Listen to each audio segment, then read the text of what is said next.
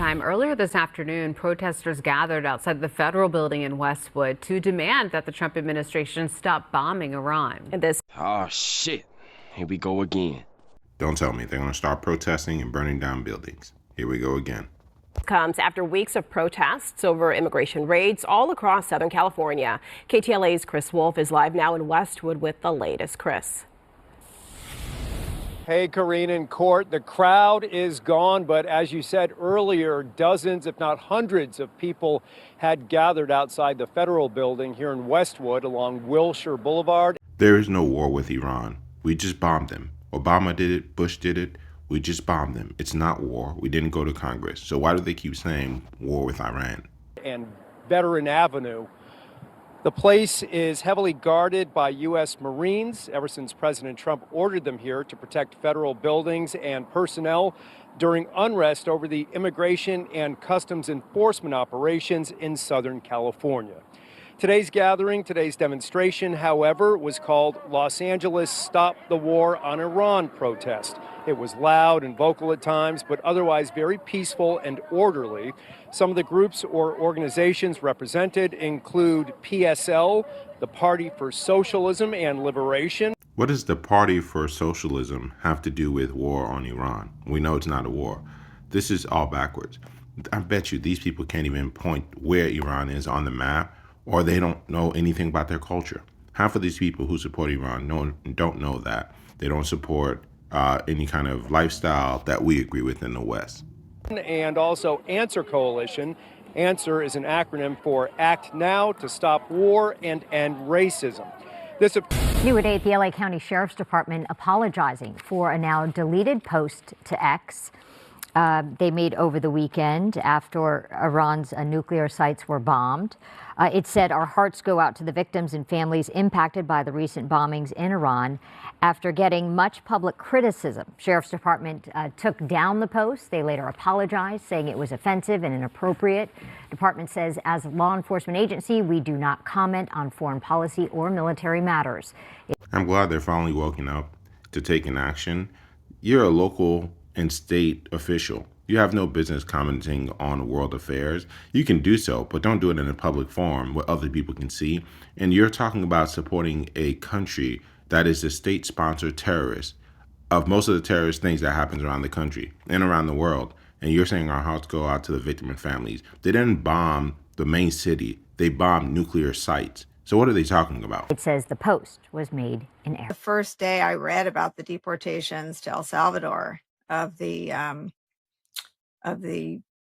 alleged Tren de Aragua members for whom no evidence was ever presented that they had anything to do with Tren de Aragua. And I remember saying to Mike, like, I wish I didn't feel so gutted, and I wish I could stop thinking about these guys being scared in El Salvador. And then first, these people came here illegally, so they broke the law. That's one. Second, they're assumed to be in a gang. And so they're being sent back to their home country. These are not poor guys, little children. These are grown men who have tattoos, who are in gangs. They know the lifestyle that they're in. I understand you can feel sad for someone, but these aren't the kind of people you feel sad for. They came here illegally, and they might be in a gang. I bet you she wouldn't stay in 2 minutes in a room with these guys if there is no police officers or no guards around, because she would be terrified to be in the room with them. So I don't know why she's advocating from her cushy home. Not for nothing, but I want to know where all the cholos are at in Los Angeles. 18th Street, Florencia. Where's the leadership at? Because you guys are all about territory, and this is 18th Street, and this is Florencia. You guys tag everything up, claiming hood. And now that your hood's being invaded by the biggest gang there is, there ain't a peep out of you. It's everyone else who's not about the gang life that's out there protesting and speaking up. We're out there like fighting our turf, protecting our turf, protecting our people. And like, where you at?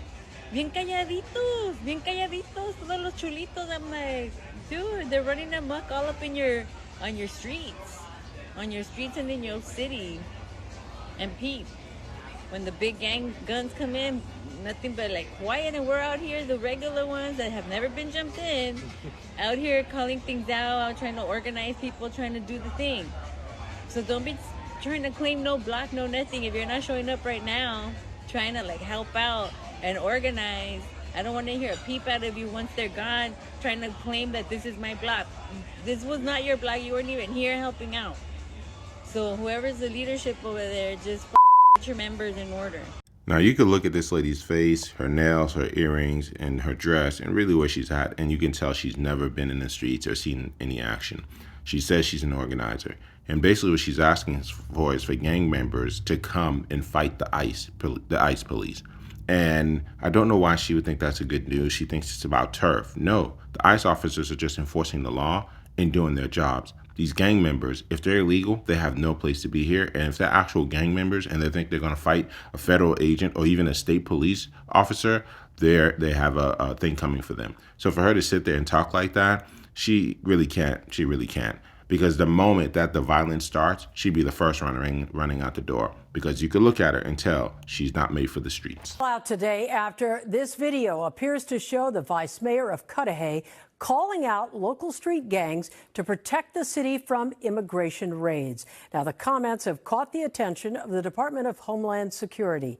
NBC4's Conan Nolan live in the newsroom with more on all of this for us. Conan? That's right.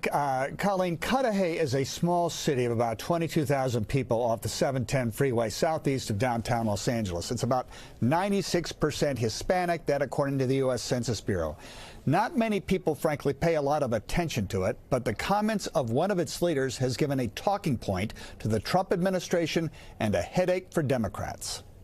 Last week, when Vice President J.D. Vance visited Los Angeles, he made an incendiary claim regarding the state and local leadership and the civil unrest that had earlier rocked one section of the Civic Center. You had local officials and radical left-wing agitators who actually encouraged violence. In fact, local officials did not encourage rioting or the attacks against federal immigration officers. At least, not all of them. I want to know where all the cholos are at in Los Angeles. A little-known city councilwoman and vice mayor from the relatively tiny city of Cudahy, southeast of downtown, posted a now-deleted video on social media where she called out two murderous street gangs in what could be considered a solicitation of violence.